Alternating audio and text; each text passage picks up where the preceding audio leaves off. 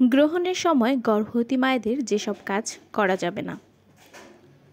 গ্রহণের সময় গর্ভবতী মায়েদের কিছু কাজ করা থেকে বিরত থাকার পরামর্শ দেওয়া হয়। যদিও বিজ্ঞানের দৃষ্টিকোণ থেকে গ্রহণের সময় সরাসরি শারীরিক ক্ষতির প্রমাণ নেই, তবে অনেক সংস্কৃতিতে এই সময় কিছু বিধিনিষেধ মেনে চলা হয়। বিশ্বাস ও সাবধানতার কারণে অনেকে এই নিয়ম অনুসরণ করেন। চলুন এবার জেনে নিই গ্রহণের সময় গর্ভবতী মায়েদের যে কাজগুলো করা যাবে না। ১. খোলা আকাশের নিচে বের হওয়া বা গ্রহণ দেখা।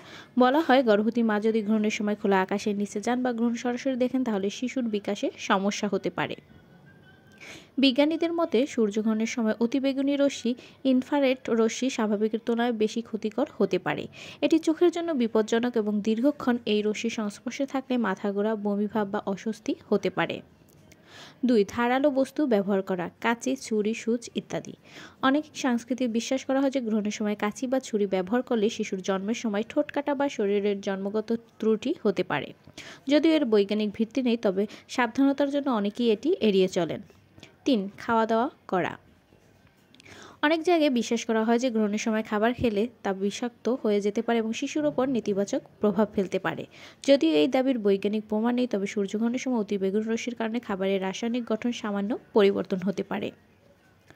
এ কারণে কিছু মানুষ সেই সময় খাবার খাওয়ার ব্যাপারে সতর্ক থাকেন। তবে দীর্ঘক্ষণ না খেয়ে থাকলে গর্ভবতী মায়ের শরীরে দুর্বলতা আসতে পারে, মা ও শিশুর জন্য ক্ষতিকর। তাই যদি না খেয়ে থাকেন তবে গ্রহণের পরপরই পুষ্টিকর খাবার খাওয়া উচিত।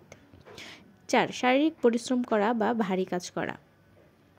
গর্ভবতী মায়েদের এমনিতেই কাজ করতে নিষেধ করা হয়। গ্রহণের সময় অনেকে বিশ্বাস করে যে অতিরিক্ত শারীরিক পরিশ্রম করলে শিশুর ওপর খারাপ প্রভাব পড়তে পারে। আবার গ্রহণের সময় বা চুম্বকীয় প্রভাবের কারণে পরিবেশের মাধ্যাকর্ষণ শক্তিকে সামান্য পরিবর্তন হতে পারে, যা শরীরে অস্বস্তি তৈরি করতে পারে। ৫. সেলাই করা বা কাপড় কাটার কাজ করা।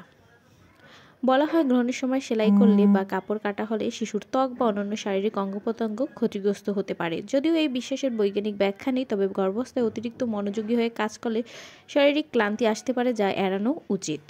৬. পানি পান করা বা গোসল করা। অনেক সংস্কৃতিতে মনে করা হয় গ্রহণ চলাকালীন পানি পান করা বা গোসল করা উচিত নয়, কারণ এটি শরীরের ওপর নেতিবাচক প্রভাব ফেলতে পারে। তবে বিজ্ঞানীদের মতে গর্ভবতী মায়েদের হাইড্রেট থাকা গুরুত্বপূর্ণ, তাই পানি না খাওয়ার কোনো বৈজ্ঞানিক কারণ নেই।